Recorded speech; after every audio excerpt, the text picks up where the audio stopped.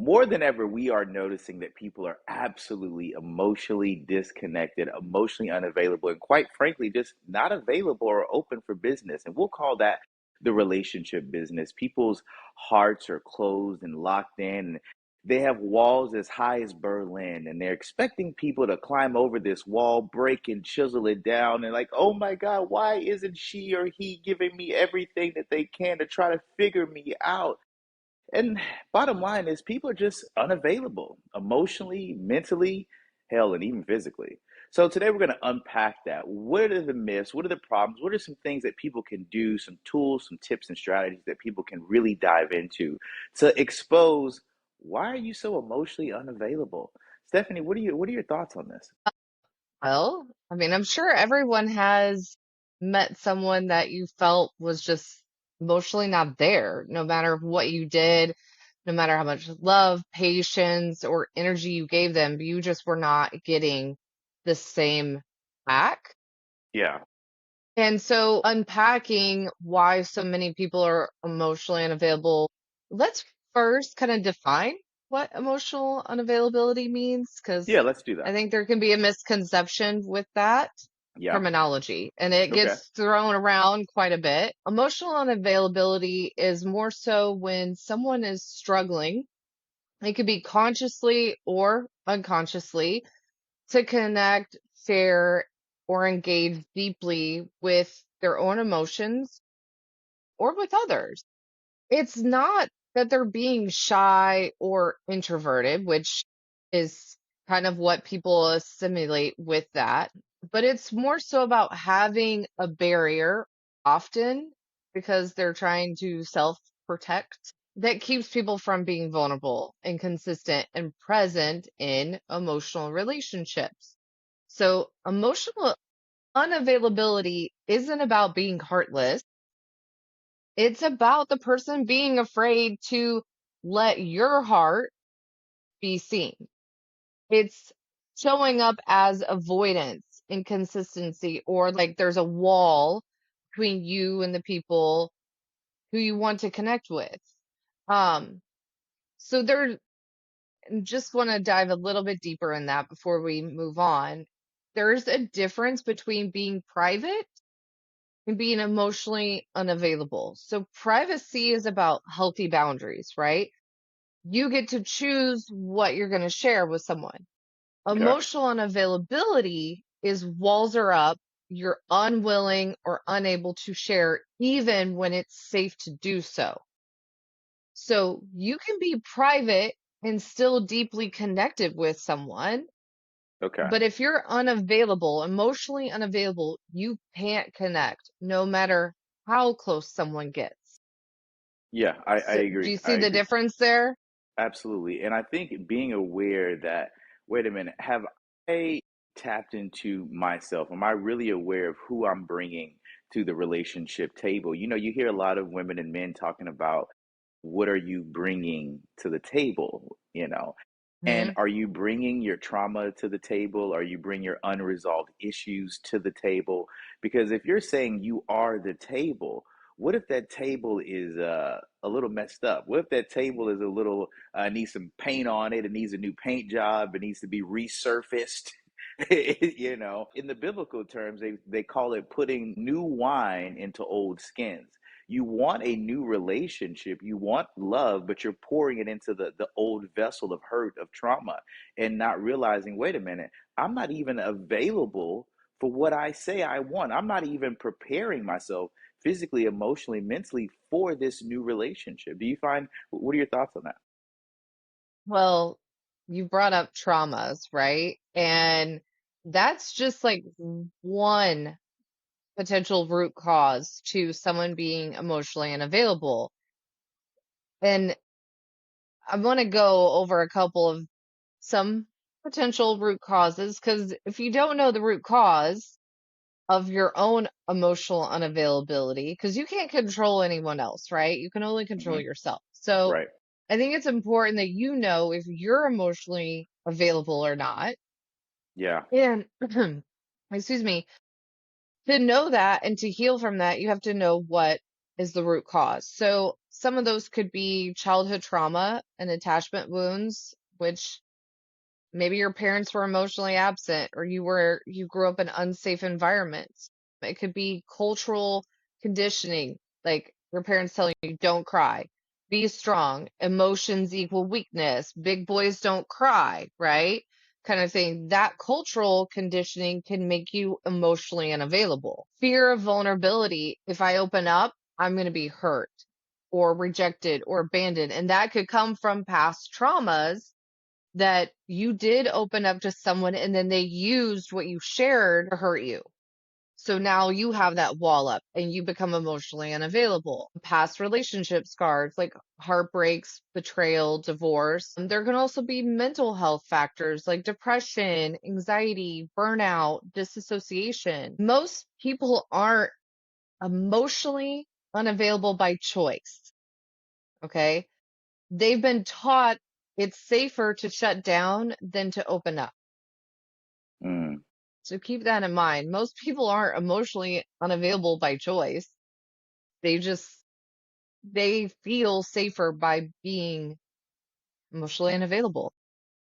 You know, it's funny. I was talking to somebody about this the other day, and the guy was telling me that, I find myself attracting women who also don't want to be with me emotionally. And I said, "Well, what do you mean?" He says, "It seems like the kind of parenting that you experience, let's just say my mom was never there for me and my mom was emotionally unavailable but bought me presents and things like that, but emotionally just wasn't involved, right? If I don't reparent myself, me as a man, I'm going to go seek, because it's in my nature to understand love in this dynamic, this sphere of, okay, love looks like this. Well, if she loves me, she'll be unavailable emotionally, but she'll give me things. And so what we'll end up doing is seeking out the love in which we were experiencing as a child, thinking that that's the healthy love.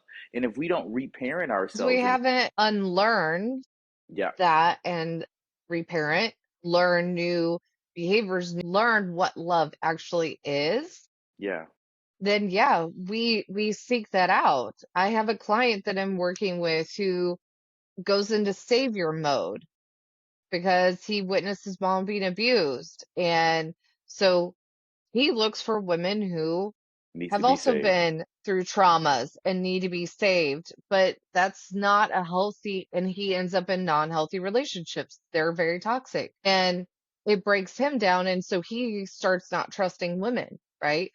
But we have to unlearn those things because that wasn't it wasn't something that you naturally have. We all are born with love, right? And then through situations and things of that nature, that love is altered and a So lot of these are times called may form conditions to it, right?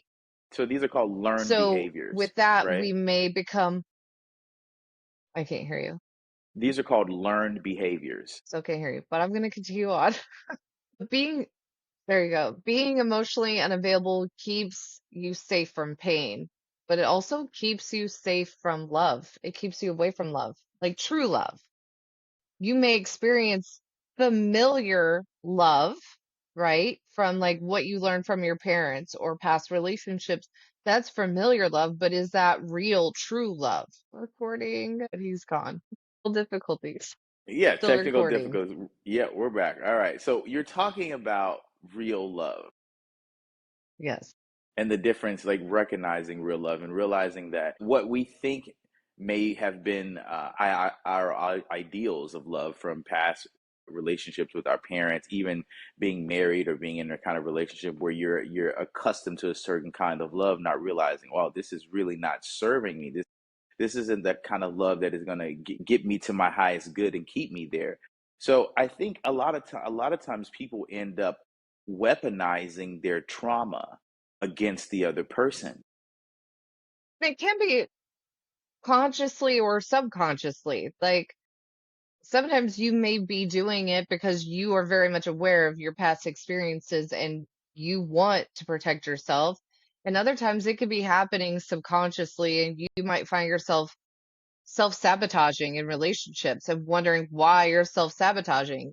This could be that. And it's showing yourself grace and being willing to do some self-exploration and building some self-awareness of what is leading to this. Why am I having repeated patterns in relationships, right? If Yeah. your relationships all end the same, you might want to take a break from being in a relationship and focus on yourself, first of all. And go through the process of healing. I promise you, if you pause from dating, especially if you notice repeated patterns in your relationships, I promise you, if you pause and take a beat, 6 months, a year, and just focus on yourself and healing, your next relationship will be better than any of your past ones. Wow.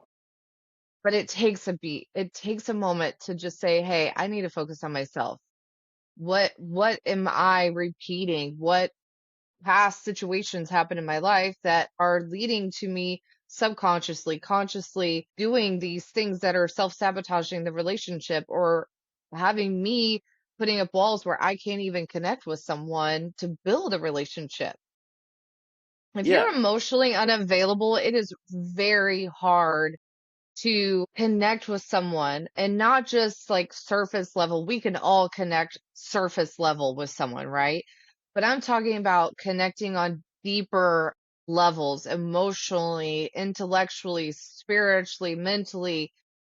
There's so many different levels of intimacy there that if you're emotionally unavailable, you can't connect on those levels and you can't really build a long lasting relationship, This is right? true. This is true. I want to give people some. How do I know if I'm emotionally unavailable? I'm going to tell you. I went on a few dates in my life, and even before they got to dates, I've had phone dates to where they never even met. They never even made it to the actual date. And here's some here's some red flags, as the people like to call it. Here's number one: if you're meeting someone for the first time and you ask them a question about their personal life, like, what kind of relationship do you have with your mother and your father? If their knee jerk reaction is, oh my God, why would you ask me something about my mother and father? That's either either person, that's your red flag. Hey, hey, hey, they're not available for that. This is a surface level relationship, situation. I can't go deep. Don't go there. Steph, do you have one that is a red flag of noticing someone may not be emotionally available? I mean, just simple questions about themselves, in a little bit of a deeper, context of what was the issue in your past relationship? Of course not. Yep, hold it. It froze us, Steffi. I know.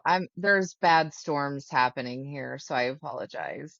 That Okay. could be Yeah, okay, we'll tag off. Hold on.